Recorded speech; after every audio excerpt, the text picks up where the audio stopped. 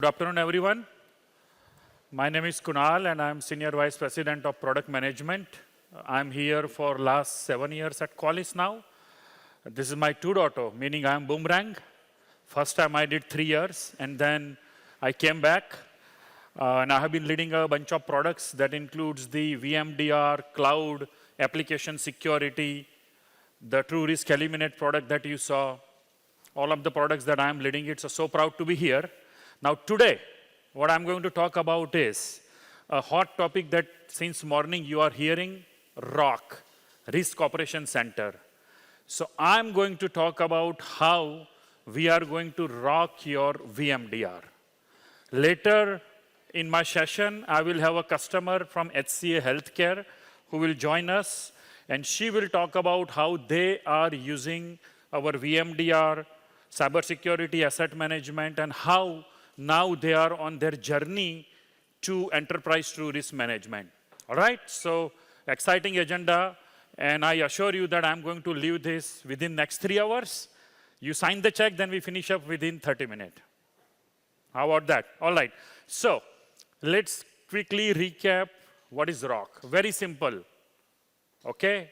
In the Risk Operation Center, what we are doing is bringing the security, risk finding from Qualys product plus non-Qualys product, such as a CrowdStrike, Wiz, Palo Alto, Microsoft Defender, all of the vulnerability finding, plus misconfiguration, plus identity data. Then what do? We apply the best-in-class threat research that is done by our award-winning team, plus we got a 25 plus different threat intel integration. So we enrich all of the finding with the real-time threat indicator. Next, what do? We apply the business context. Very simple. We tell you that who owns the asset, what is the location, what is the business criticality, who owns it. We apply all of that business context so that you know now what really matters. And obviously, all of this is powered with our AI-assisted technology that we are using internally. Now, with that, what do you get? You are able to achieve an outcome where you are able to fix all of your exposure, which really matters to you. Not all of them, but the one that really matters to you. And you are able to quantify the risk that is relevant for your business. And guess what? You are ready for your compliance. Very simple. All right, so this is your ROC. Now, the key question that during the lunchtime when I was talking to some of you, the question that came out was that, okay, we already have a SOC, Security Operations Center. Why do we need a ROC, right? Look, Security Operations Center, the SOC that you have is all about the post-boom. It's all about after detection. With our Risk Operations Center, ROC, it's all about taking the proactive approach, where we are looking into aggregating the risk indicator from your variety of tools. Each tool produces the 10 different risk indicator. So we are aggregating all of those risk indicator, and we are giving you the risk view so that you proactively prioritize and remediate the risk that matters most to you. What is the result of this? It's not replacing your SOC. It is actually making SOC better. Why? Because now you are proactively fixing things so that your SOC has a lesser number of alerts. So we are not replacing your SOC. We are, in fact, turbocharging your SOC so that you do the Risk Operations Center, do things proactively, remediate the risk proactively. With that said, introducing our product that you have been hearing from the morning, ETM, Enterprise TruRisk Management, which is what is going to help you for your ROC journey. What does it do? Very simple. It collects all of the security finding from the Qualys tool plus non-Qualys tool, adds the threat intel, adds the business context, and then you can measure, communicate, and eliminate the risk. Very simple. All of this is proactively. Now, the key question that we have been hearing from the morning that, hey, I got a VMDR. How do I go to the ROC? How do I get to the ETM? What is in it for me? Right? So first of all, I want to thank you, all of you, for trusting the VMDR, for doing your risk management program for the last decade or so. You have a right foundation for the ROC. Now I'm going to talk about how do we take this to the next level. So thank you for trusting us. Thank you for considering us as your trusted partner in your risk management program. Now here is the interesting one. And I really love this slide. The marketing team, our presentation designer Rachna from Pune, she put together this slide. So you see here, today, with VMDR, you are managing the vulnerability and risk for your known assets, the IP address-based assets, your servers, your desktop, laptop, and everything. Now, 40% of our customers have bought the cybersecurity asset management. So with the cybersecurity asset management that includes the external attack surface management, now you have a visibility into your OT, IoT, cloud, external, internal, all of the assets. And now when you upgrade, when you move to the ROC with our ETM, you have a further visibility into the additional attack vector which are non-IP address based, such as your application, your code repository, your images, your identities. All of this comes from a third-party data. What you get is the full attack surface visibility. Remember, with VMDR, today you are doing for all the known assets. With the cybersecurity asset management, we are adding additional assets. And with the ETM, we are taking it all the way to the next level. Right? So this is how you are going to have an upgrade journey. Now, once you know all of your assets, then the key thing is the context. If you don't have a context, all you know is assets, but you don't have a context, how are you going to prioritize? So with our ETM, we are going to tell you the asset ownership, who owns the assets, what is the location, what are the business applications running on it. Most importantly, whether it is part of your production environment, pre-production environment, and if this infrastructure comes down, brought down by the attacker, what is the potential financial impact? All of this asset context is given to you right when you enable the ETM on top of the VMDR. Next, now today, how organizations are doing the exposure management? Today, they do the exposure management for, there is a team that is doing only for the computer, server, infrastructure. There is a team that is doing only for the cloud. There is a team that is only doing for the application, right? But remember, all of your applications are made up of a different components. That components includes the database tier, application tier, front-end tier. They are deployed on your cloud environment, containerized environment. So you need to know, when you talk about the risk, you need a holistic approach, comprehensive approach of looking this in entirety and not just in a silo.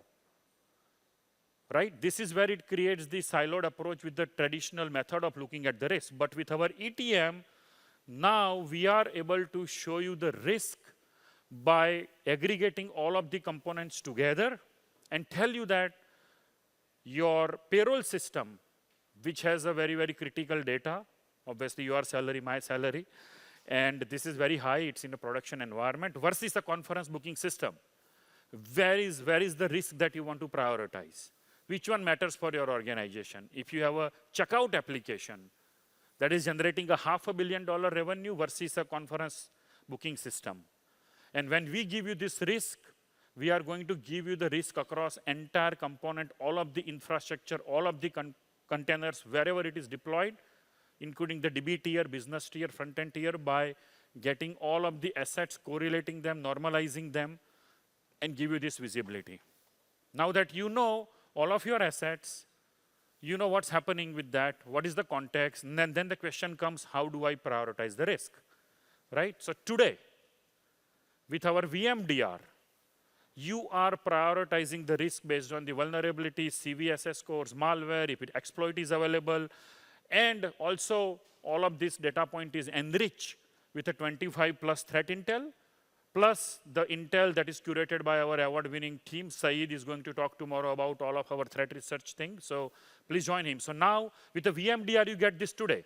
And the 40% of the customer who has already bought the cybersecurity asset management, it is bringing in the additional risk vector, such as the certificates, unauthorized software, who owns the assets, what are the end of life, end of service running in your environment. Now taking this together, here is where your real risk comes in. Now real risk is much beyond just the vulnerabilities, right? So your risk is 860. Now, with the ETM, this is where you are today. Now with the ETM, we are further introducing a new product called TruLens, and April is going to talk tomorrow about the TruLens. So now, We are bringing in the context for the vertical specific threat. If you are in a financial sector, what's happening in the financial industries? Who are all your competitor or your peers? How are they getting targeted by the attacker? So now we have that additional context about learning from your peers and industry and vertical. So putting that together, when you marry it, the risk score is even high, right? However, often a time, you have a remediation team that is applying the mitigation control at the firewall, EDR, EPP, and your multi-factor authentication. So you have already applied. Now, often a time when we look at the risk, we have to also account for the compensating control that you have already applied. So when you take that, actual risk actually comes down to 680. This is your real risk. Now you know that where is the risk and what you should be prioritizing, and not like looking into the 65 million finding. This is what you get an incremental journey when you upgrade from a VMDR to cybersecurity asset management to the ETM ROC, right? Every layer is adding their additional layer of intelligence and the context and everything that you needed. Finally, right, I call this as our CEO, Sumedh, sometimes he's like a philosopher or a saint, so I say Sumedh Baba, so he says that knowledge of a risk doesn't make you safer, but remediating it makes you, right? So the question is, you know your risk, you know all of your assets, you have to now prioritize and remediate. So when it comes to remediation, my colleague Iran and his team just spoke about that we got a remediation buffet. You got a different option. You want to take all of the findings and put it in your ServiceNow CMDB, because that's the platform that you have centralized, go for it. We have a 9+ different integration with the ServiceNow, different modules. We are supporting the BMC Helix CMDB, and we got a API support, so you can put the data into any of your CMDB of your choice. With our TruRisk Eliminate, you can apply the patches. You can, wherever you are not able to apply patches, you can apply the mitigation control. Wherever you're not even able to apply the mitigation control, you can uninstall the software, you can isolate the machine. There are different ways to manage the risk. And with our remediation buffet, we are offering you all of those options, right? You can create tickets, ServiceNow, Jira ticketing, you name it, you got it, right? And you can accept the risk sometime, right? Sometime it is fair and say, hey, look, I understand this risk. I'm going to take this risk. That's fine. Finally, all of this today, you are doing it yourself and you have some amount of automation. But you saw that today we introduced the agentic AI marketplace. So now you can hire an agent to do a lot of tasks so that you can focus on a more strategic and a business important task, as opposed to doing a patch Tuesday and other thing which AI agent should be able to do it. So now all of this you can do by AI agent. So now, with all of the differences that you saw, let's start your risk operation journey today by enabling the ETM trial. Cut through the noise and have a unified risk language. Instead of each tool producing their top 10, now you have a one unified language, one tool that is aggregating, correlating all of the risk indicator. So now you can focus on what matters most. So do sign up for the trial. With that, I'm going to now switch to the demo. Ray, if you can switch to the demo, please.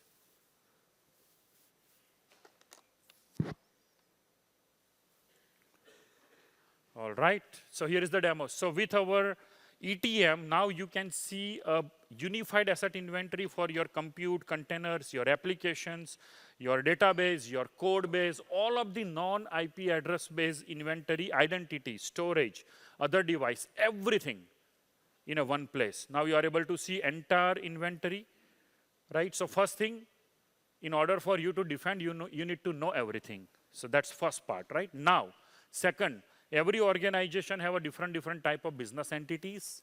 Each of the business unit or business entities have a different type of applications that they are managing it, like finance department is managing the finance related. The support department is managing the customer related application, right? So now let's take an example of Acme Capital, and here is the risk. You see the TruRisk score trending over a period of time. You can see all of the critical assets, critical vulnerabilities associated with it, critical misconfiguration, all of this information that you are able to see it. Now you see here one of the business app. that is part of your business entity, which is called as a banking service. So let's drill down further into this and see all of the critical vulnerabilities and which assets are actually impacted because of this vulnerability and the exposure that you have on your environment, right? So now you further drill down into all of the assets.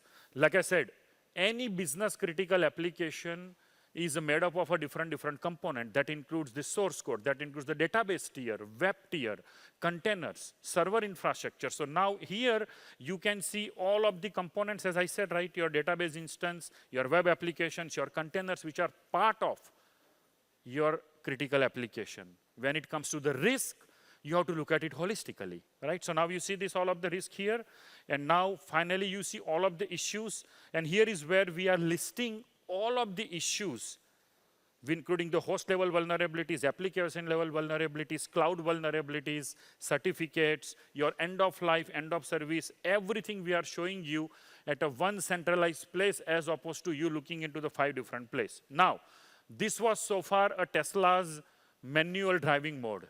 Now let's take this to the semi-autopilot mode where most of the things that Tesla itself will do. So with our cyber risk assistant, now you can ask, hey, can you show me the business critical assets for the Acme entity? It shows you, and then you say, hey, can you please create the dashboard for it? So the next time you don't have to ask for it. So now it is creating the dashboard for you. Your dashboard is ready for all of your business critical application. It is showing you arrival rate, burn down the rate, all of that Mayuresh just talked about it. So now we have a built-in dashboard. That's what you want to monitor every single day. Right, so now, and look at this. This is the martini glass that you have been seeing since morning, right? So when you apply, in the third one, when you apply the true lens, you actually your higher number of assets are impacted when you apply the vertical specific, industry specific threat intel. Right, and finally, what matters to you after applying the compensating control is the findings that are most important for you, relevant for your business. Now, finally, you want to mitigate this risk. You want to apply the patches, you want to isolate the asset, you want to create the ticket. It's complete remediation buffet. There is no one size fit all. So based on your organization, you can decide what you want to do. So we started with the Tesla's manual car driving mode. Then with the cyber risk assistant, I showed you the semi-autopilot mode. Now, in the end, let's talk about the FSD, the full self-drive mode with our agentic AI.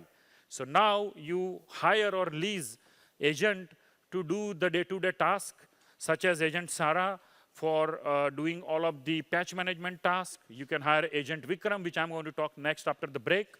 But you can decide the task that you want to outsource to the agent. It's a fully customizable. And remember, we are not taking human out of the loop. You will have an input at every stage when you are using our agents from our marketplace. And they will guide you through the different workflows. They will work in a collaborative manner with you. And this is going to further enhance your productivity. This is not a replacement for a human, right? So with that said, I'm going to switch back to the slides and going to invite Christy from HCA Healthcare. She has been with HCA Healthcare for the last 27 years. So Christy, please come on the stage. Thank you so much, Christy. Thank you. And Christy will take it from here. This one, Christy. Oh, that one? Thank you so much. Hi, everybody. How's it going? Y'all having fun? Well, I'm going to tell you the story of HCA Healthcare and our journey with Qualys. My name is Christy Sluder, and I have been in the healthcare IT for over 25 years. My main focus has been at HCA Healthcare, and I've been there since they have brought Qualys into the facility.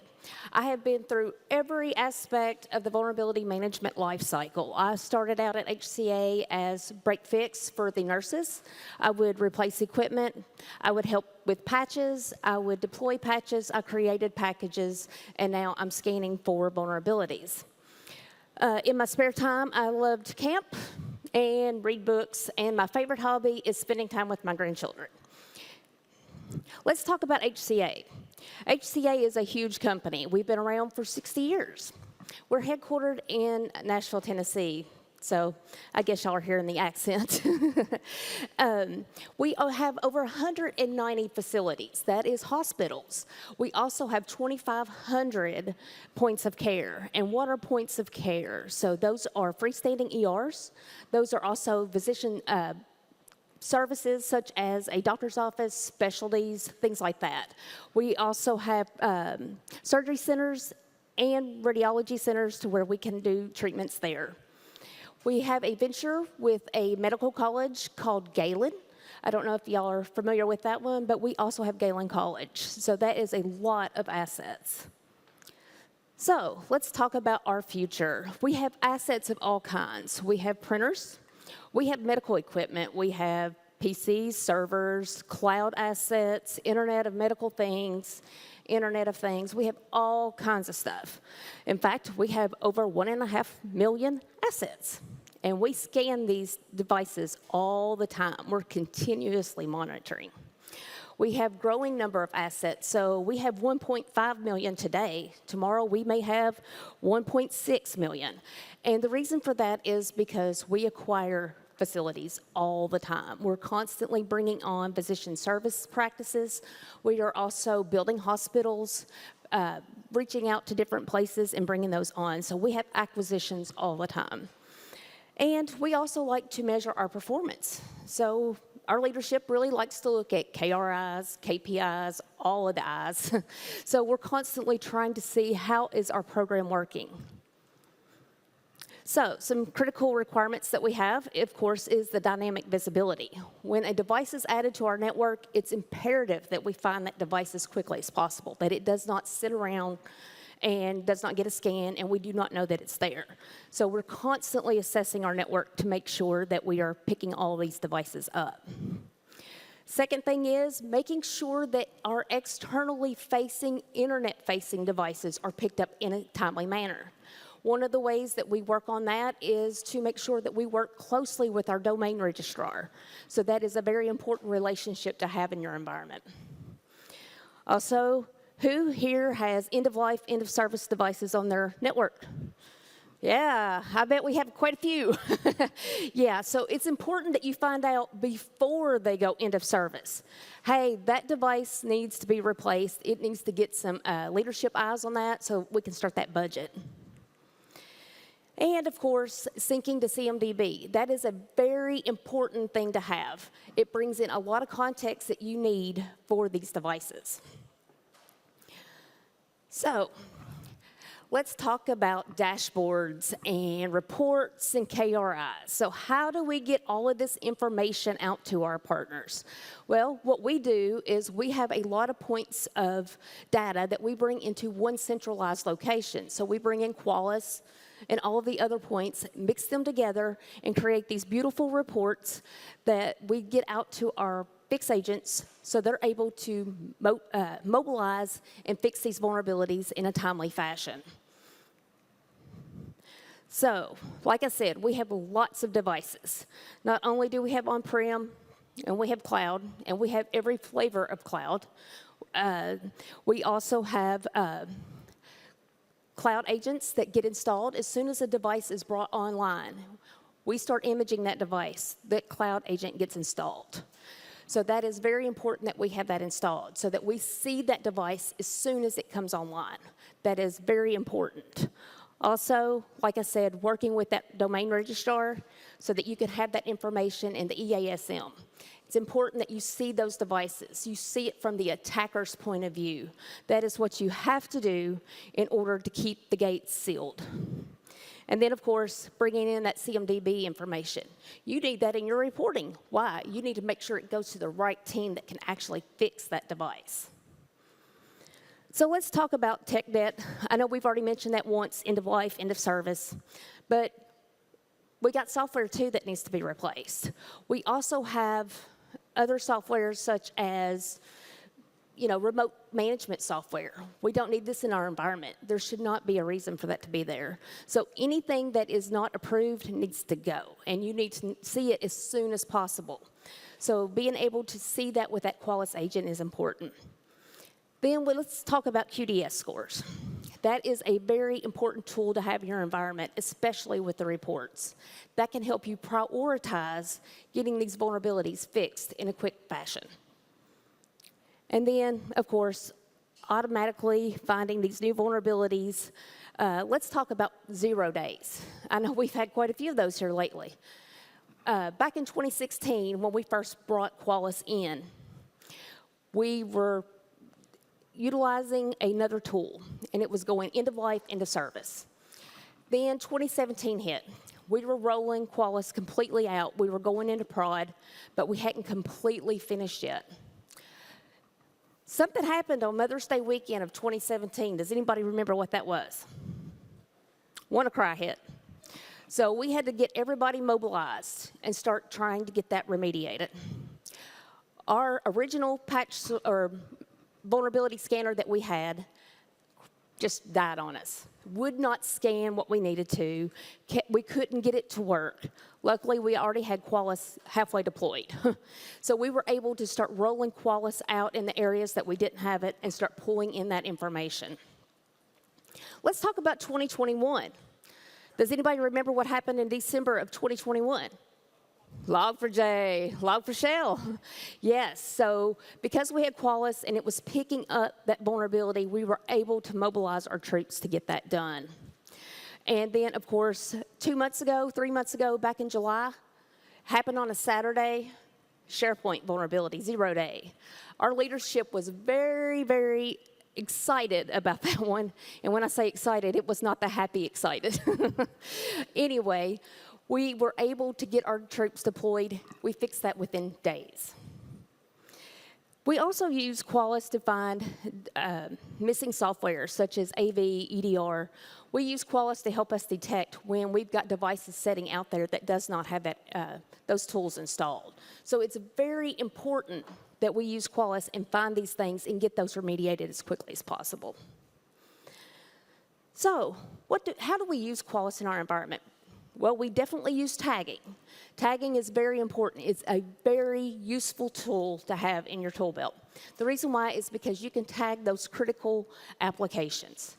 Those are applications you need to make sure that you are keeping an eye on. Those are your high availability, your critical applications you have to have. In our environment, that also means that is patient care. And that is very important. We know which applications those are. It's also very important that we know who the owners are. So tagging that information is very important. Not to mention, it's also nice to tag which area that device is at. Because like I said earlier, we have 190 hospitals. We need to know which hospital that vulnerability is setting in. Let's talk about environments for a few minutes. It's also important that you look at your QA and test environments. Those are still environments that need to be assessed. You have to make sure that those things are getting there. And, of course, hardware. Let's talk about printers. How many of y'all have been through several reams of paper because you scanned your printers? Yeah, I've heard a couple people talk about that this week. I will tell you, one of the good things about Qualys is that it gives you very detailed information. So you are able to scan those printers if you can go in there and look and see which port. And you can exclude that port from your vulnerability in your option profiles. If you can remove that port from that scan, you can safely assess that printer and save lots of paper too. And of course, just making sure things get patched. You want to make sure your patching teams are doing their job. You want to make sure that they are getting the job done. So it's very important that you can find out, hey, what's going on? When you start noticing devices are not getting patched, that is a good indicator you might have a health problem on that system. So having these reports out so that they can see how well they're doing with their patching is very important. It also can trigger a lot of people to say, hey, there's something wrong with this computer. It could be a hardware problem. It could be many problems, but at least it opens that door to that troubleshooting. Now, let's talk about some business outcomes for us. So, one of the things we like to look at, this also helps us see that Qualys is doing the job we need them to do. Mean time to detect. That means when that vulnerability was published till the time we start finding it in our environment. That is a very good time to be able to tell your executives in your companies how quickly is Qualys finding these vulnerabilities, or at least having that detection. It's very important that we have that. Also, SLAs. We don't want vulnerabilities just sitting on the network forever and ever and nobody ever looked at them.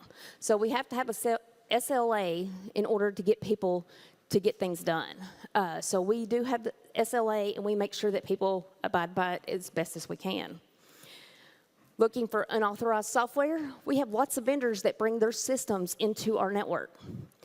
We are setting up authenticated scans so that we can assess those devices, so that we can find any software that could possibly be something that we don't want there.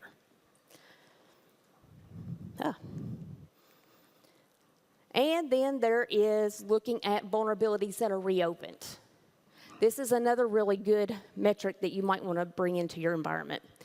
This tells you, hey, I fixed the vulnerability, but all of a sudden it switched back to reopened. Why did that happen? Did somebody roll back a patch and not tell us? Or do we have a GPO that's overriding something? What is going on? There's another troubleshooting tip for you. And then, of course, with our problem efforts. We have gotten our problem efforts down from taking weeks to get completed with those 0 days down to days. One of the ways we have done that is we have created a community within our environment of all of the fix agents, all the application owners, risk management, all of the team players. We've brought them into a once-a-month phone call where we talk about changes in reporting, changes in patching, issues that people have come across. This is a very valuable tool. Collaboration and transparency is very important in this type of work. If people don't know when you're in a hospital, hey, if I deploy this patch, it's going to break this, that's touching a patient. It is very important we have those lines of communication open. And of course, we like to look at mean time to remediate. That is one of our favorites, isn't it, Cameron? Anyway, mean time to remediate is something that we really like to look at. How quickly are we remediating these vulnerabilities? So in the past year, we've had a 33% reduction. That means we are getting quicker at remediating the vulnerabilities in our environment. So what's next for us? The first thing that we are looking at is getting more authentication out for some of our infrastructure. Making sure that we have that authentication for the infrastructure so that we're able to see that firmware, that vulnerabilities, all of those things. We don't want to just know potential, we want to know confirmed.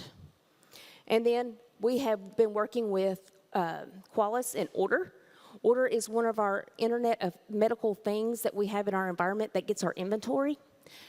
Qualys and Order and HCA Healthcare have partnered to start bringing that information in and getting those connectors together. So we are very excited about the future of that. And then last year we did a POC with putting tickets from the vulnerabilities into ServiceNow. So we are really looking to get that improved. Last year the POC was a complete success. And so now we're wanting to get that rolled into prod. And then also utilizing our policy compliance module a little better. We want to bring in more of our HCA standards and bring those into our environment so that we can see how things are going.